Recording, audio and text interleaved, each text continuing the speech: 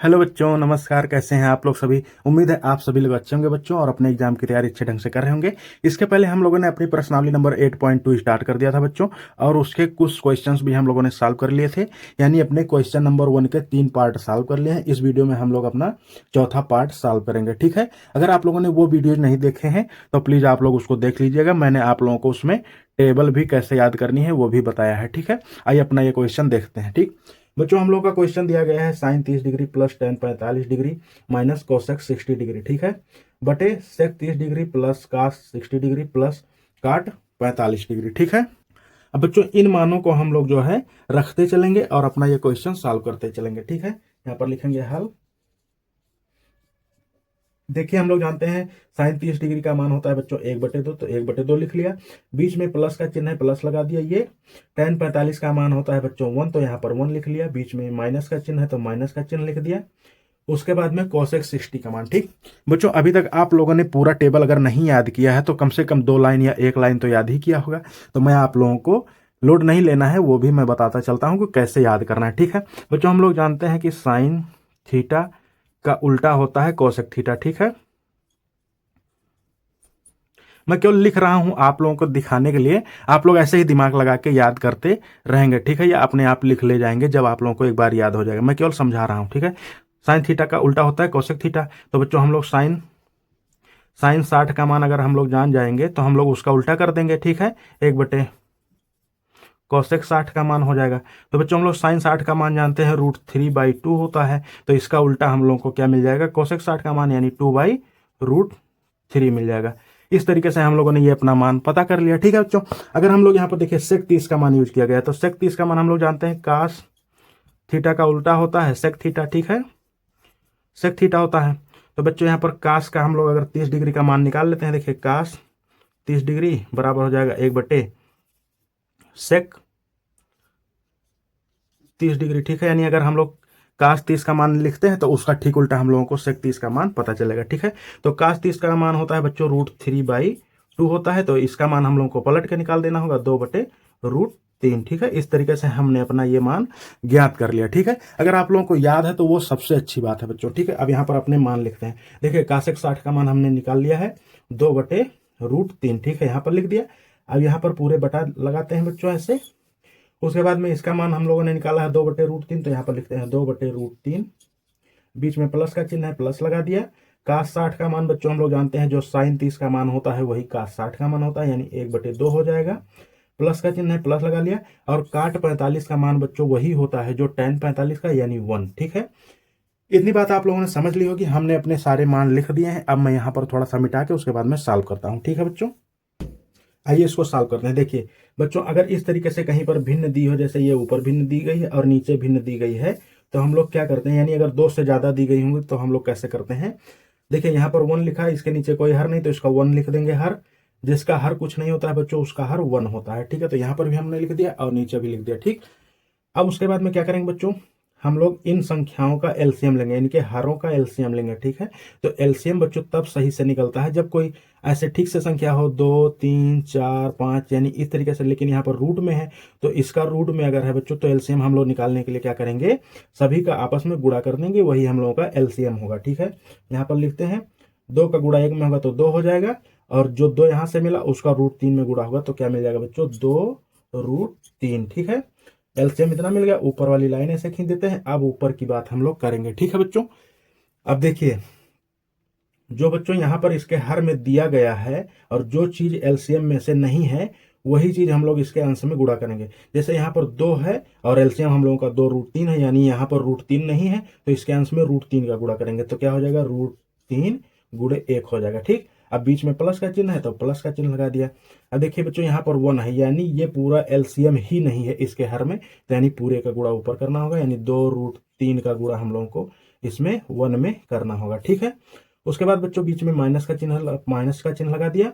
अब यहाँ पर √3 दिया गया है और 2 नहीं है, जो हम लोगों ने एलसीएम निकाला है, तो हम लोग ऊपर इसके अंश में 2 का गुणा करेंगे, यानी 2 गुणे 2 हो जाएगा।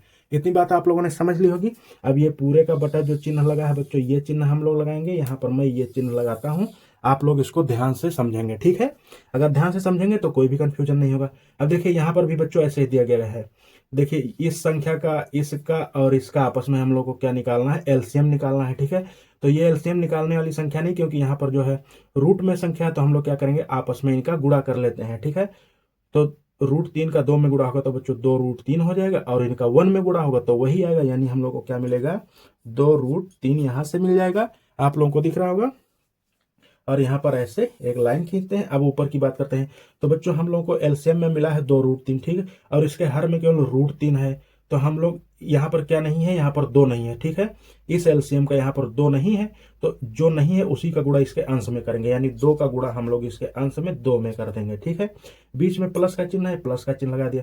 अब देखिए यहाँ पर 2 लिखा गया है हर में बच्चों, यानी √3 नहीं है, तो √3 का गुणा इसके अंश में करेंगे, यानी √3 गुणे इसका अंश 1 है, ठीक है। बीच में प्लस का चिन्ह है, प्लस लगा लिया। अब बच्चों यहाँ पर 1 दिया गया है, यानी ये पूरा एलसीएम नहीं है, तो इस पूरे एलसीएम का गुणा हम लोग इसके अंश में कर देंगे, 2√3 गुणे 1। इतनी बात आप लोगों ने समझ ली होगी, ठीक है। अगर बच्चों आप लोगों ने इतना समझ लिया है तो बस आप लोग एकदम अपने अच्छे तरीके से समझने के रास्ते पर हैं, ठीक है। आइए हम लोग इसको आगे सॉल्व करते हैं, ठीक। अब बच्चों हम लोग देखिए जो गुणे उड़े में लिखा गया है उसका गुणा करके सीधा सीधा लिख देते हैं, ठीक है। तो √3 का 1 में गुणा होगा तो यहाँ पर √3 हो जाएगा। मैं आप लोगों को केवल समझाने के लिए ये सब लिखा हूँ, नहीं तो मैं डायरेक्ट भी लिख सकता था, और धीरे धीरे आप भी सीख जाएंगे, ठीक है बच्चों। तो यहाँ पर √3 हो गया, प्लस का चिन्ह लगा है तो प्लस का चिन्ह लगा दिया। 2√3 का 1 में गुणा होगा तो उतना ही रहेगा, यानी 2√3 ही मिलेगा। माइनस का चिन्ह लगा है, माइनस लगा दिया, 2 दूनी 4 हो जाएगा, ठीक है। अब इसका बच्चों हम लोगों का यहाँ पर हर क्या दिया गया है, 2√3 दिया गया है, ठीक है। अब पूरे का बटा करेंगे और ये लिखेंगे, ठीक है। 2 का गुणा 2 में होगा तो यहाँ पर 4 मिलेगा। बीच में प्लस का चिन्ह है तो प्लस का चिन्ह लगा दिया। √3 का 1 में गुणा होगा तो बच्चों √3 मिल जाएगा। प्लस का चिन्ह है तो प्लस का चिन्ह लगा दिया, और 2√3 का गुणा 1 में होगा तो यही 2√3 मिल जाएगा, ठीक है। और नीचे इसका हर क्या है, 2√3, तो हर में हम लोग लिख देंगे 2√3, ठीक है। इतनी बात आप लोगों ने समझ ली होगी। अब बच्चों हम लोग यहाँ पर अगर लोग ध्यान से देखते हैं तो हम लोग क्या देखते हैं, यानी इसके भी हर में 2√3 है और इसके भी हर में क्या है, 2√3 है, ठीक है। तो हम लोग इसको क्या करते हैं, आपस में काट देंगे, ठीक है। काट देंगे तो ये बच्चों यहां से और ये कट जाएगा, ठीक। अब हम लोगों का यहाँ पर क्या बच्चा बच्चों, यहाँ पर मिला है हम लोगों को √3 प्लस फिर 2√3 -4, ठीक है। बटे बच्चों यहाँ पर 4 प्लस √3 प्लस 2√3, ठीक है। इतनी बात आप लोगों ने समझ ली होगी। अब बच्चों हम लोग यहाँ पर एक चीज देख रहे हैं, देखिए √3 दिया गया है और 2√3, यानी यहाँ पर क्या कहा गया है कि 1 आम और 2 आम, ठीक है। यानी 1√3 और 2√3, तो दोनों को आपस में जोड़ लेंगे, ठीक है। अगर कभी भी हम लोग बच्चों जोड़ या घटाना करते हैं तो जो सेम रूट वाली संख्या होगी वही आपस में जुड़ती या घटती है, ठीक है। यानी रूट के अंदर अगर यहाँ पर 3 दिया गया है और आगे भी 3 दिया होगा तभी वो जुड़ेगी या घटेगी, ठीक है। अगर कुछ अन्य होता है तो वो जुड़ती घटती नहीं है, ठीक है। तो बच्चों 1√3 और 2√3 तो क्या हो जाएगा हम लोगों का, 3√3 हो जाएगा, ठीक है। माइनस का चिन्ह लगा है तो -4 लिखा, 4 लिख दिया। बटे का चिन्ह लगाया। अब बच्चों यहाँ पर भी 1√3 और 2√3 ऐसे ही, यानी 1 आम और 2 आम लिखा गया है। तो 1 आम में 2 आम आपस में इकट्ठा कर लेंगे तो कितना हो जाएगा, 3 आम, ठीक है। 4 पहले लिखा है, 4 लिख दिया, प्लस का चिन्ह है, प्लस लगा दिया, और यहाँ पर 3√3, ठीक है। ये आप लोगों ने समझ लिया, 1√3 और 2√3, 3√3 हो जाएगा जोड़ने पर, ठीक है। अब बच्चों हम लोग इसके हर में देखिए, देख रहे हैं जो ऊपर संख्या लिखी है सेम नीचे लिखी है, केवल प्लस और माइनस का फर्क है। हम लोग इसको थोड़ा सा सुधार के जैसा ऊपर लिखा है वैसे ही नीचे लिख लेते हैं। मतलब हम लोग क्या करेंगे, इस टर्म को आगे कर देंगे और इसको पीछे कर देंगे, ठीक है। अगर हम लोग बच्चों कोई भी संख्या आगे या पीछे करते हैं तो उसमें कोई भी समस्या नहीं है, बस केवल क्या होना चाहिए कि उसके चिन्ह आपस में नहीं बदलने चाहिए, ठीक है। यहाँ पर क्या हो जाएगा, 3√3 हो जाएगा, ऊपर लिखा गया है सेम, -4, और उसके बाद में मैंने यहाँ पर क्या कर दिया, इसको आगे कर दिया है तो 3√3 हो जाएगा, और बीच में प्लस का चिन्ह और आगे 4, ठीक है। इतनी बात आप लोगों ने समझ ली होगी। अब अगर बच्चों कहीं पर ऐसी संख्या दी होती है, देखिए हर में देख रहे हैं हम लोग, हर में क्या दिया गया है, अंडर रूट दिया गया है, ठीक है। तो अगर हर में कहीं पर अंडर रूट या इस तरीके की संख्या दी होती है तो हम लोग उसको क्या करते हैं, उसका परिमेयीकरण करते हैं, ठीक है। परिमेयीकरण यानी कि रेशनलाइजेशन करते हैं, ठीक है।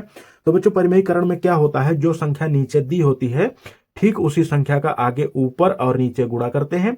बस केवल इतना फर्क रहता है कि जो बीच में चिन्ह होता है उसको बदल देते हैं। अगर यहाँ पर प्लस है तो उसमें हम लोग माइनस कर देंगे, अगर यहाँ पर माइनस है तो उसमें हम लोग प्लस कर देंगे। आइए हम लोग जल्दी से देख लेते हैं, ठीक है।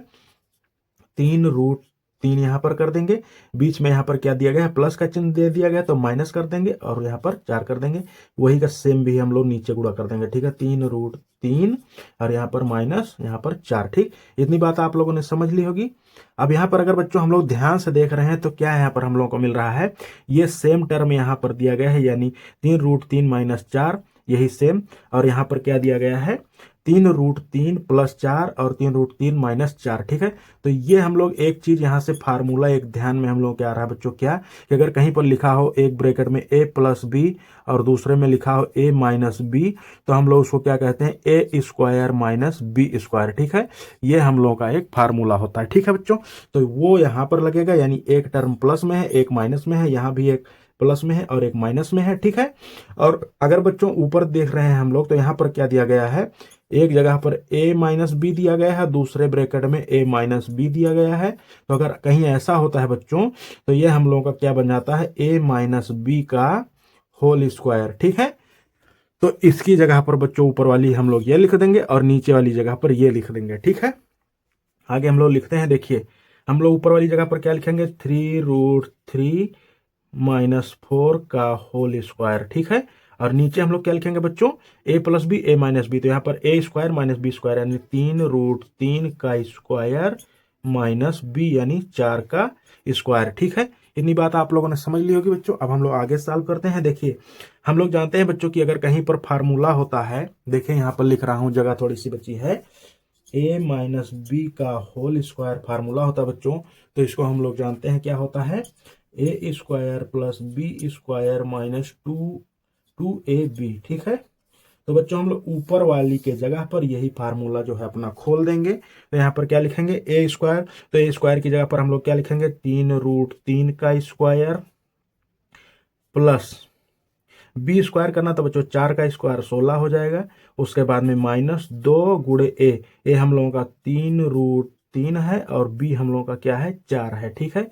ये लिख देंगे और नीचे हम लोग क्या करेंगे बच्चों, नीचे हम लोग इसको सॉल्व कर लेते हैं, ठीक है। तो अगर कहीं भी इस तरीके से पावर लगा होता बच्चों तो अंडर रूट वाले के साथ में अलग से पावर का गुणा होता है और जो अकेले संख्या होती है उसमें भी पावर अलग से लगता है, ठीक है। यानी 3 का स्क्वायर हो जाएगा यहाँ पर 9 और √3 का अगर पावर 2 लगेगा तो बच्चों पावर 2 और रूट आपस में कट जाएंगे, यानी यहाँ पर गुणे में 3 मिलेगा, ठीक है। बीच में माइनस का चिन्ह था तो माइनस का चिन्ह लगा दिया और यहाँ पर 4 का स्क्वायर क्या हो जाएगा, 16, ठीक है।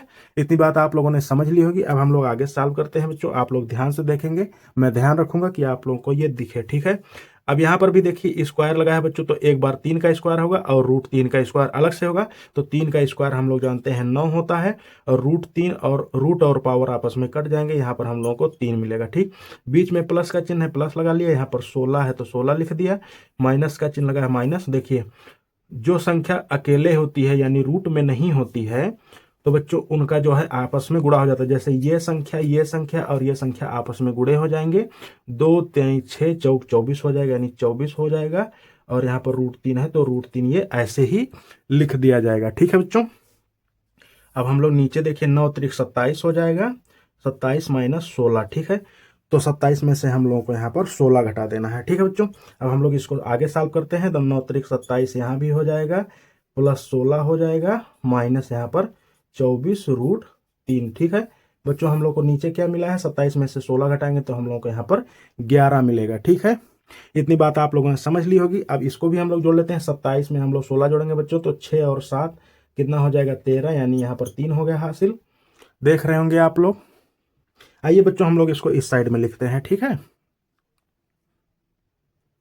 यहां लिखते हैं क्या लिखा गया है, 27 प्लस 16, 27 प्लस 16 माइनस 24√3, ठीक है। बटे यहाँ पर हम लोगों को बच्चों 11 दिया गया है, ठीक है। इसको सॉल्व करेंगे तो देखिए 16 में 27 जोड़ेंगे तो देखिए 7 और 6 13 के 3 हो जाएगा, हासिल 1 हो जाएगा, 1 और 2 3 और 1 हासिल 4 यानी 43, माइनस यहाँ पर 24 हो जाएगा, √3 ऐसे ही लिख देंगे और नीचे बच्चों 11। अब बच्चों यही हम लोगों का क्या हो जाएगा, आंसर हो जाएगा। ठीक है, उम्मीद है आप लोगों को ये क्वेश्चन अच्छे से समझ में आया होगा बच्चों। अगर आप लोगों को समझ में आया तो प्लीज़ वीडियो को लाइक करिएगा और चैनल को सब्सक्राइब जरूर करिएगा। ठीक है बच्चों, मिलेंगे हम लोग अपने अगले वीडियो में। तब तक के लिए आप सभी का वीडियो देखने के लिए हृदय से धन्यवाद। जय हिंद।